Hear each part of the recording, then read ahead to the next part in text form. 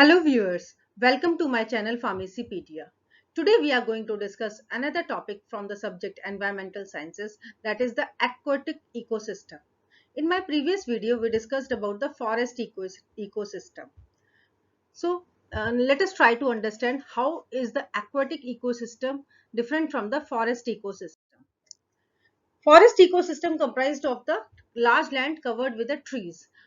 In completely opposite to that, aquatic ecosystem refers to the large area of the earth which is covered with the water. You will be surprised and amazed to know at the same time that about 75% of the earth's surface is covered by water, whereas 97% of the water is the salt water. So almost three-fourths of our continent of our world is surrounded by the water, and out of which 97% is the salty water, and whereas only 3% comes into the category of the fresh water, out of which 2% of the water comes from the glaciers, and only 1% of water is available as a fresh water, drinkable water. So since the fresh water is very much less in composition, and you have a large amount of the salty water which is having a lot of dissolved constituents in it. So the aquatic life which is related to each type of the system is totally different. So are the biotic and abiotic components associated with them. Since we are discussing ecosystem, what is an ecosystem? Let us first try to understand. Ecosystem refers to the biotic as well as the abiotic component along with the surrounding system. Biotic means living system, abiotic means non-living system. In that surrounding system comprising of the different temperature conditions, different environmental conditions which affect the lives of both biotic and abiotic components. So when we talk about the aquatic ecosystem, this is the largest ecosystem among all the systems. There are large communities of organisms that are dependent on each other and on their environment to live in the aquatic system. It is a very vast system, further divided into several categories. So when we talk about the aquatic ecosystem broadly, we can segregate them into two categories. As discussed earlier, first would be the freshwater ecosystem, another would be the salty water or ocean ecosystem. Ocean ecosystem is the largest ecosystem existing on the earth, and freshwater ecosystem is although very much less as compared to, hardly comes into the category of 1 to 3% lies the freshwater ecosystem, and 97% of the two-third of the water is which is the salty water. So water content has the less dissolved solvents, less dissolved salts in the fresh water, whereas the ocean water has a large number of constituent dissolved in it. So the organisms which are able to survive in the fresh water will not be able to survive in the oceanic ecosystem, and vice versa, means the organisms which are surviving in the salty water ecosystem of oceans will not be able to survive in the freshwater ecosystem. So when we talk about the biotic life, that is the living life, they are totally different for each type of the ecosystem. Let us try to analyze the each type of system in detail. So freshwater ecosystem, actually it refers to all that kinds of the ponds or rivers, streams or lakes which comprises the fresh water. So when we talk about the in out of them, the larger one is the rivers or streams. So they flow in one directions. As they flow, the temperature conditions are different. They may be seasonal, they may be non-seasonals, they may be in the form of the lakes, they may be in the form of the ponds. So aquatic life, when we talk about these smaller system, is different from the oceanic life. So are the types of the organisms, so are the type of the seaweeds, so are the type of the phytoplanktons which are associated with them. Phytoplanktons here refers to the producers. Like in any ecosystem, we have producers, we have consumers. Then consumers are further divided into primary consumers or secondary consumers or tertiary consumers, and they are being broken down to by the decomposers and scavengers to ultimately pass on the nutrients to the again to the producers, and the cycle continues. Same happens in this type of the aquatic systems. Phytoplanktons are actually referring to the producers in this ecosystem. Then further they are being transferred, the energy is being transferred by the zooplanktons, maybe the smaller organisms, then to the little bit larger one, like when we talk about the phytoplankton, zooplankton, coral reef, which are also polyps, or like uh, octopus, or like sharks, which are the which comes into the category of the high and carnivores. Finally, they are being consumed by the human beings, which is, and through human beings, the when human beings die, the cycle gets completed, since the it again goes back into the through the cycling mode to the phytoplanktons. So same type of the system, the cyclic system, is being generated in the aquatic system as well. When we talk about the salty water ecosystem, they are basically divided into two categories. First is the ocean water ecosystems, and another one is the estuary. Now let us try to understand what is estuary. Estuary is the part whereby the river joins the sea, so that narrow zone whereby river is meeting the sea. So the type of the organisms surviving over there, plants structures, the beef structures, coral reef structures are totally different from that earlier one, from other systems. So estuaries are full of nutrients, they have a very vivid life, and they are very productive and fertile. So when we talk about the rivers or stream, all of you must have seen rivers flowing in one directions. They have a large level of oxygenation as compared to the oceans. So oxygen contents are very high. They are very fresh. They may be seasonal. They may not be seasonal. They deposit large number of the nutrients because they are always flowing. So a large natural flow of water that crosses an area of land and goes into the ocean, lake, and it is very well oxygenated. It absorbs oxygen from the air. So the number of animals are although low in numbers, but they are totally different from the ocean animals. They can only survive in these conditions. They may not be able to survive in the oceans. So let us try to understand in the river system or like freshwater system, what may be the abiotic, that is non-living components, and what may be the biotic components. So when we talk about the abiotic components, there are three things we have to take into consideration. First is the temperature conditions.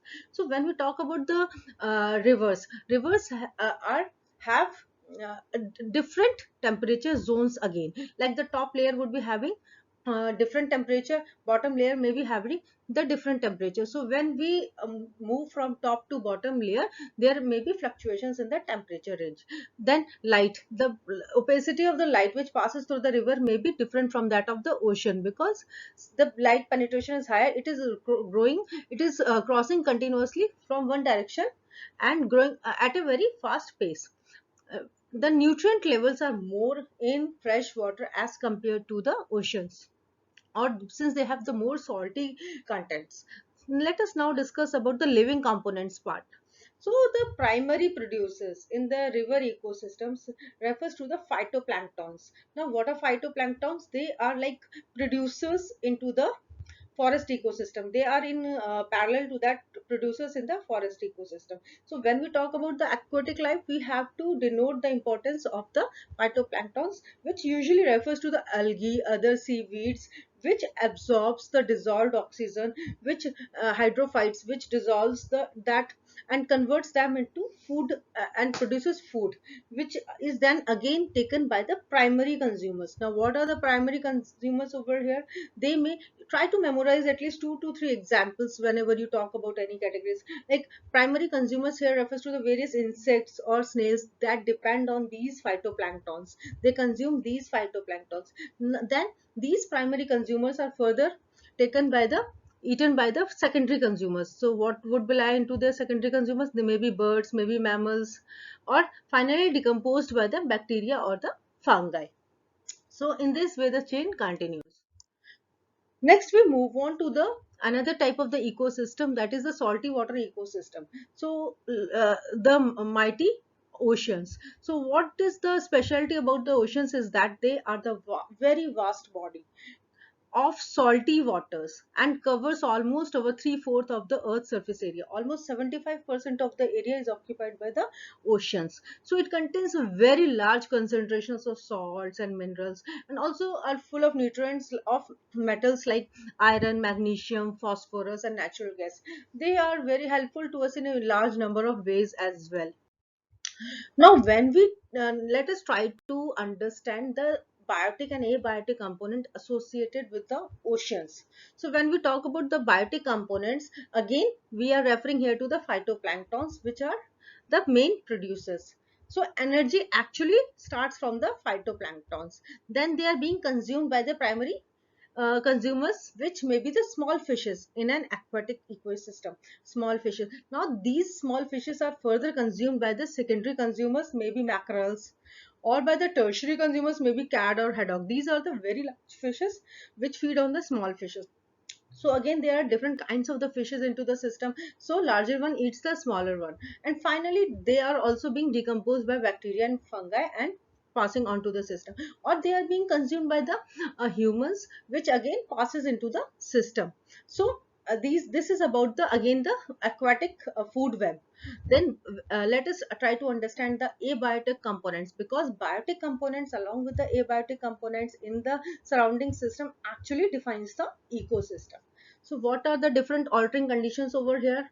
Like temperature. Again, like in the case of the river ecosystem, the temperature varies from top layer to the bottom layer. There is the in between the transition where the hot hot currents and the cold waves meet actually. So is a different transition phase in between the top layer to the bottom layer. Then the light effect of light, because some animals survives on the upper zone part, which is having more light component, then some animal survives into the bottom layer. So due to this temperature variations, large swarms of fishes are able to survive in some part of the ocean. They are more found, and whereas in the other part of the ocean. So this light transition also affects the uh, fauna and flora of that region.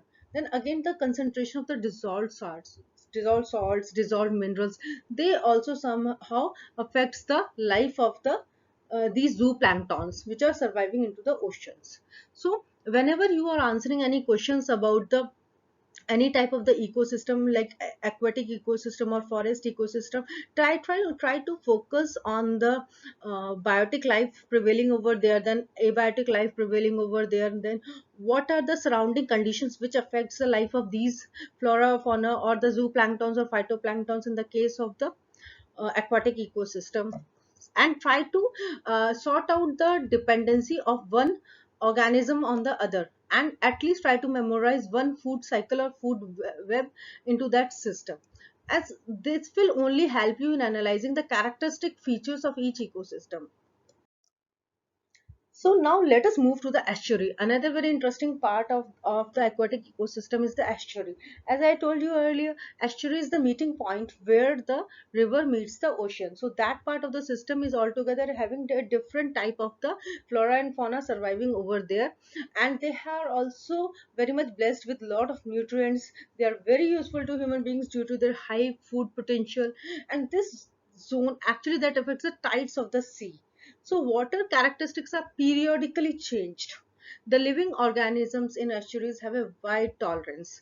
Salinity remains high during summer and low during the winter. Why it remains high during the summer? Because due to the evaporation, it again becomes more concentrated. Water becomes more concentrated. So salinity remains high during the summer and low during the winter.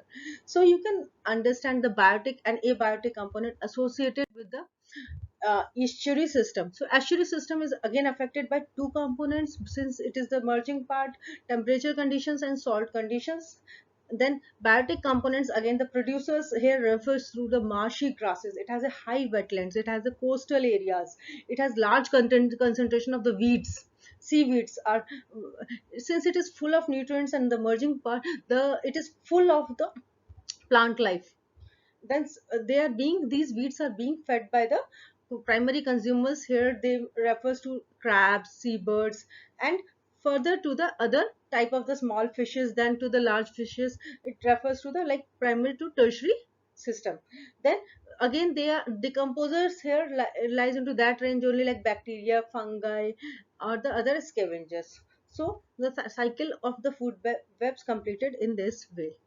So I think now you're clear about the types of the aquatic system: salty, freshwater, estuary, wetlands, and the biotic and abiotic characteristics of each region, along with the characteristics of of the aquatic life prevailing into that particular area.